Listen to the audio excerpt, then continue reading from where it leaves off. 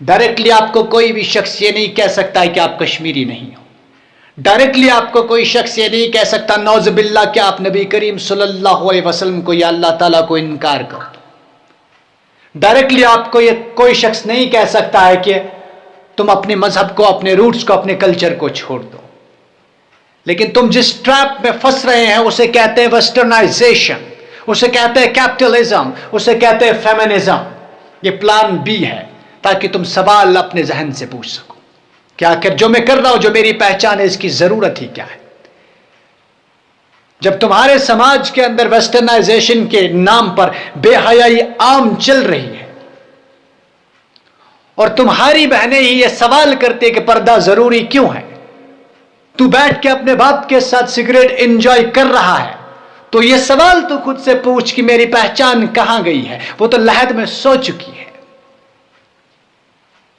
तुम्हारी कौम की पहचान तो फिर खत्म हो चुकी है। तू ये कह ही नहीं सकता कि अब मैं ये हूं या अब मैं वो हूं, क्योंकि वक्त ने तुझे बर्बाद कर दिया है। तू समझ ही नहीं सका कि तेरे साथ क्या खेला हो रहा है। तू समझ ही नहीं सका जो बेटी कल तक पर्दा की या पर्दे की फजीलियत को बयान करते वही कहते कि पर्दा जरूरी क्यों है। तू ये समझ ही नहीं सकता है कि जो शख्स, जो बेटा अपने मां बाप के सामने सर उठा के भी नहीं बैठ सकता था, वो आज उसी मां बाप के साथ शराब एंजॉय कर रहा है, उसी मां बाप के साथ सिगरेट एंजॉय कर रहा है। तेरे साथ हुआ क्या है, इसे हम खेल कहते हैं। तेरे साथ हुआ क्या है, तेरे साथ वेस्टर्नाइजेशन का खेल हुआ है। तू यह समझता है कि तेरे साथ कुछ नहीं हुआ, तू समझता है कि तेरी पहचान अब भी बाकी है, पर तू गलत है।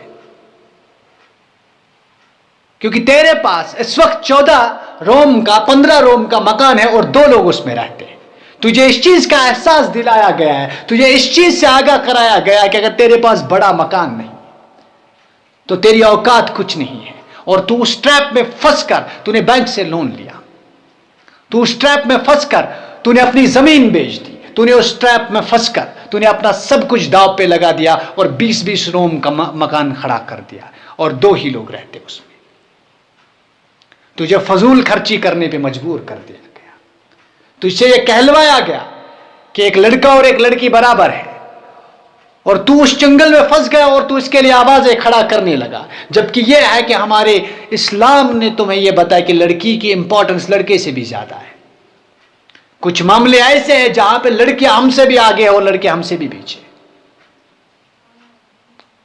लेकिन तू हमेशा फंसता रहा और तू अब भी कहता है कि तू है, तू रहा ही नहीं है।